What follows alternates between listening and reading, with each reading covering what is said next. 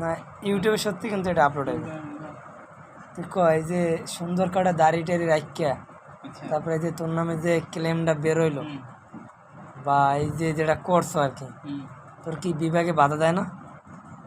এখন যদি আমি প্রথম বিষয়ে বলি তাহলে জোরে বলতে হবে কিন্তু। আমি যদি প্রথম বিষয়ে তোরে বলি তাহলে মানে এভাবে বলবো যে মানুষ তার ভাবনার জায়গায় অনেক কিছু ভেবে নেয়। তো মানুষের ভাবনার জায়গায় তো আমার হাত নাই, তাই না? ওকে ডান, তুমি তোমার ভাবনা ভাবো, আমি আমার কাজ করি, কারণ আমি লোকটা কিরকম একমাত্র আমি জানি।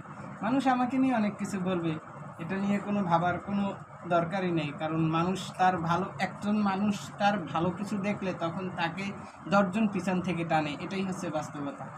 কিন্তু যেটা হয়েছে এটা কি কোনো সত্য না?